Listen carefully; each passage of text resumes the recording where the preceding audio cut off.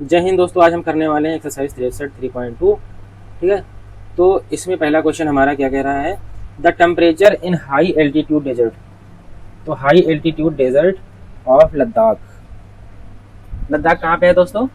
आप देखेंगे तो यूनियन टेरिटरी जम्मू कश्मीर के, आप देखेंगे तो वेस्टर्न साइड में आपको यूनियन टेरिटरी लद्दाख देखने को मिलेगा इंडियन मैप पे। ठीक है, तो वहाँ पे हाई एल्टीट्यूड डेजर्ट है। उसके टेम्परेचर के बारे में कुछ बात कीजिए कि temperature is recorded as 4 degree Celsius. तो वहाँ का टेम्परेचर कितना है? 4 डिग्री सेल्सियस है। कब? नून में, दोपहर में। ठीक, बाई मिड नाइट, और जब रात होती है तो उसका जो टेम्परेचर है ड्रॉप्स, जाहिर सी बात है कम होगा ना नाइट में। कितना? 15 degree Celsius. 15 degree Celsius temperature नहीं है, 15 डिग्री सेल्सियस ड्रॉप हो जाता है। यानी कि अगर अभी हमारा 4 डिग्री सेल्सियस है तो 15 डिग्री सेल्सियस ड्रॉप हो जाएगा।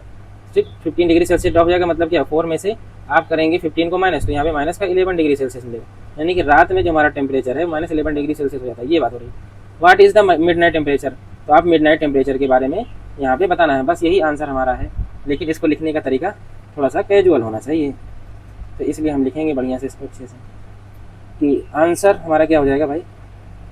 आंसर हमारा हो जाएगा, देखिए, इनिशियल टेम्परेचर कितना है हमारा? इनिशियल टेम्परेचर, इनिशियल टेम्परेचर जो हमारा होगा 4 डिग्री सेल्सियस। उसके बाद आप देखेंगे तो ड्रॉप कितना हो रहा है? ड्रॉप कितना हो रहा है? 15 डिग्री सेल्सियस का। तो मिड नाइट टेम्परेचर कितना हो जाएगा हमारा? Mid night temperature 4 degree Celsius था, इसमें से आपने क्या किया? 15 डिग्री सेल्सियस को माइनस किया, क्योंकि 15 डिग्री सेल्सियस टेम्परेचर कम हो जा रहा है। तो देखेंगे तो -11 डिग्री सेल्सियस। तो इतना टेम्परेचर हमारा मिड नाइट टेम्परेचर रहा होगा। देखो कितना खुद दूसरा क्वेश्चन था आंसर। अब आएंगे क्वेश्चन नंबर 2 के साइड में। कह रहा है a spice trader takes a loan. ठीक है, जब आप लोन लेते हो तो उसको निगेटिव से दिखाते हो, यानी कि कर्जा ले रहे हो। कितने का?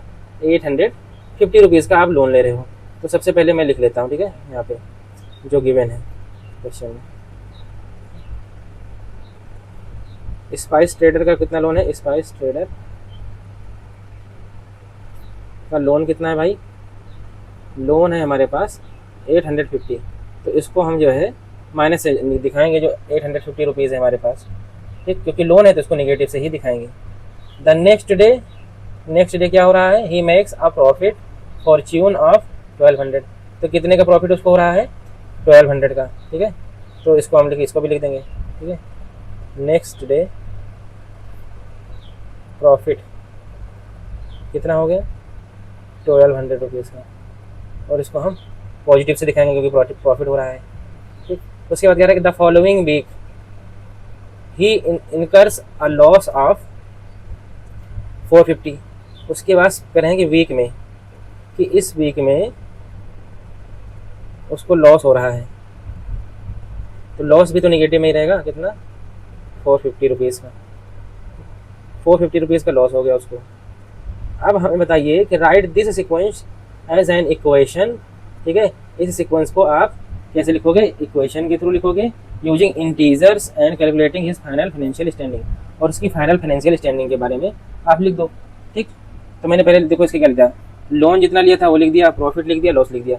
तो मैंने एक तरीके से आपको क्या कर दिया, इसका एक मैंने इक्वेशन सीक्वेंस में इसको लिख दिया। अब सीक्वेंस के बाद हम एक इक्वेशन बनाएंगे। इक्वेशन क्या है देखो, तो इक्वेशन जो हमारा इसका बनेगा, इक्वेशन ये बनेगा कि उसने क्या किया, माइनस जो 850 का उसने लोन लिया तो उसको माइनस, फिर उसके बाद उसके पास 1200 का क्या हुआ? प्रॉफिट हुआ। फिर उसके बाद लास्ट में 450 का लॉस हो गया।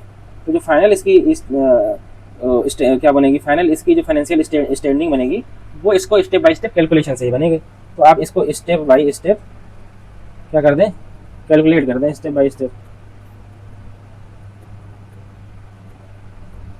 तो स्टेप बाय स्टेप कैलकुलेशन अगर आप करेंगे तो देखिए सबसे पहले आप इन दोनों को कैलकुलेट करिए। ठीक, तो 1200 में से आपको अगर हम क्या करें, 850 माइनस कर दें। ठीक, तो लोन निकाल देते हैं। तो 1200 में से अगर हमारा 850 जाएगा तो कितना बचेगा बताओ? 1200 में से 800 चला जाए तो कितना बचेगा है? तो वो कितना 400 बचेगा, और लेकिन 50 और जाना है, यानी कि 350 बचेगा, 350। और अभी हमारा जो लॉस है 450 रुपीज़ का, इसको वैसे रहने दो, इसको वैसे रहने दो। उसके बाद आप देखें तो अब दूसरा स्टेप कैलकुलेशन हमारा आ जाएगा 450 और 350 ये, लेकिन जो ज़्यादा होता है उसी का तो साइन लगेगा। लोन यानी कि जो हमारा लॉस है वो ज़्यादा है और जो प्रॉफिट है वो कम है, यानी कि लॉस फाइनल जब इसको माइनस करेंगे तो लॉस ही आएगा हमारा। ठीक, तो लॉस को हम निगेटिव से दिखाते हैं, और 450 में से 350 जाएगा तो 100 रुपीज़ आएगा, यानी कि फाइनल भी हमारा 100 रुपीज़ का लॉस हो रहा है। तो therefore his financial standing is loss of 100 rupees. तो यहाँ पर लिख देना कि therefore his final final financial standing standing is -100 rupees, या फिर आप लिख सकते हो लॉस ऑफ 100 रुपीज़, ऐसे भी लिख सकते हो। आई होप आप लोगों को समझ में आया होगा। ठीक है, अब आएंगे क्वेश्चन नंबर 3 के साइड में। क्या बोल रहे हैं कि कैलकुलेट द फॉलोइंग यूजिंग क्या ब्रह्मगुप्ताज लॉज। तो कैलकुलेट हमें करना है, बस इसमें ब्रह्मगुप्त के लॉज को इन्होंने इंक्लूड कर दिया है। तो ब्रह्मगुप्त का लॉ क्या क्या कहता है कि डेब्ट indicates negative, Fortune indicates positive, यही है ब्रह्मगुप्त का रूल। ठीक है, तो पहला आंसर जो है हम करने वाले हैं। सबसे पहले इसमें लिख दो भाई ऐसे कि answer Brahmagupta laws, Brahmagupta law क्या है, इसमें लिख दो कि डेट जो है, डेट हम क्या कैसे करते हैं, डिनोट करते हैं निगेटिव से, और जो फॉर्च्यून होता है उसको किससे, पॉजिटिव से। ठीक है, ऐसे डिनोट करते हैं, और negative negative negative positive negative हो जाएगा। इस तरीके से ये सारी चीज़ें लिखना है हमें। तो देखो पहला जो हमारा आंसर बनेगा, पहला बनेगा हमारा क्या कि -12, पहला हमें दे गया -12 × 5 करने का, तो ये कुछ भी कर ले, कोई भी आंसर कर लेगा इसको, क्वेश्चन इसको लगाने का तो आराम से कोई भी लगा लेगा बच्चा कि 12 × 5 करेंगे तो हमारे पास 60 आएगा, और माइनस का साइन है तो माइनस। लेकिन इसने बोला कि हमको तो लॉज से करना है, तो हमें ये सब कुछ दिखाना पड़ेगा। ठीक है, हमको ये शो करना पड़ेगा कि क्या है क्या नहीं है इसमें। तो हमारा आंसर हो जाएगा, हम पहले इसमें लिखेंगे कि negative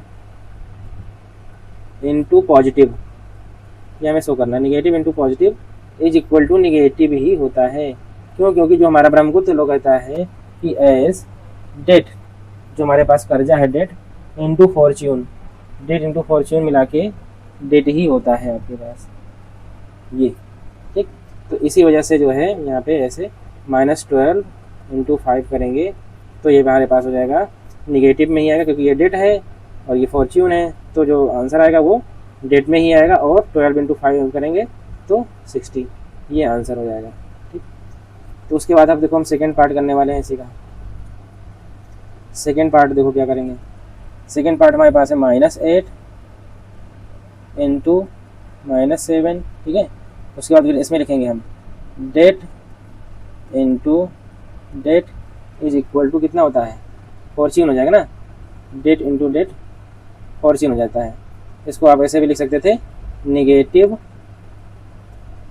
into negative is equal to positive, आप इसको ऐसे भी लिख सकते हो। तो -8 × -7 है। ठीक, तो ये पॉजिटिव में इसका साइन आएगा, और 8 और 5 को मल्टीप्लाई करो तो 56 हो जाएगा, ये आंसर हो जाएगा।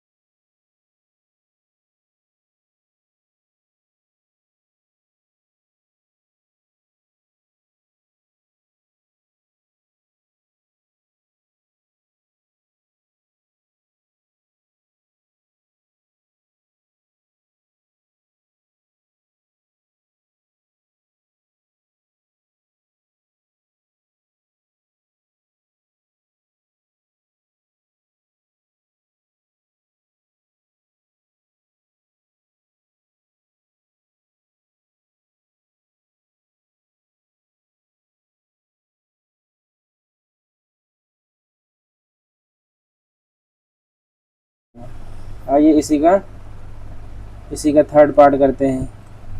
ठीक है, इसी का आप थर्ड पार्ट कीजिए। थर्ड पार्ट में देखिए क्या गिवन है आपको। तो थर्ड पार्ट में हमारे पास है 0 माइनस 14। तो सबसे पहले आप देखोगे यहाँ पे as per Brahmagupta 0 minus debt is a fortune. तो 0 माइनस डेट करेंगे तो फॉर्च्यून ही मिलेगा, यानी कि 0 माइनस डेट ऐसे करोगे तो आपको क्या मिलेगा, फॉर्च्यून मिलेगा। ठीक, क्योंकि हमको निगेटिव मल्टीप्लाई निगेटिव वही होता है। तो यहाँ पे आपसे लिख देना कि एज पर ब्रह्मगुप्ता लॉज। ठीक है, यहाँ लिख देना कि 0 minus debt is equal to fortune, ऐसे। तो यहाँ पे लिख देना 0 माइनस माइनस यहाँ पे करोगे तो ये प्लस हो जाएगा 14। ठीक, और इज इक्वल टू क्या हो जाएगा 14। ये हमारा आंसर हो जाएगा। ठीक है, उसके बाद इसी का हम करेंगे फोर्थ पार्ट करने वाले हैं। कौन सा करने वाले हैं, पार्ट फोर्थ। पार्ट फोर्थ है आपका -20 क्वेश्चन 4 इसका निकालना है। ठीक है, तो अब इसमें देखो निगेटिव और डिवाइड पॉजिटिव करते हैं तब आपको निगेटिव ही मिलता है। ठीक है, यहाँ आप लिखेंगे निगेटिव डिवाइड पॉजिटिव, आपको निगेटिव ही मिलेगा। ठीक है, क्यों मिलेगा, क्योंकि as debt divide fortune is equal to debt ही होता है। डेट डिवाइड फॉर्च्यून डेट ही मिलता है आपको। ठीक, तो डेट निगेटिव है, फॉर्च्यून पॉजिटिव है, फिर जो मिलेगा वो निगेटिव ही मिलेगा। ठीक, ये बात है। तो यहाँ पे आप -20, ठीक है, डिवाइड बाई 4 है, तो आंसर जो आएगा हमारा वो निगेटिव में आएगा। और 4 से 20 को डिवाइड करेंगे तो कितना आएगा 5। तो बस ये हमारा आंसर हो गया। इस तरीके से पार्ट थर्ड भी कंप्लीट हो जाता है हमारा। अब हम पार्ट फोर्थ पे आने वाले हैं। तो पार्ट 4 क्या कह रहा है, explain using a real word example of debt. तो एक रियल वर्ड का एग्जाम्पल हमें लेना है डेट का। Why subtracting a negative number is the same as adding a positive number, that is 10। ये एग्जाम्पल दिया गया है कि 10 माइनस -5 इज इक्वल 15 क्यों होता है। आप एक रियल वर्ड का एग्जाम्पल लेके बता दो। ठीक है, तो इसका जो आंसर हो जाएगा हमारे पास, देखिए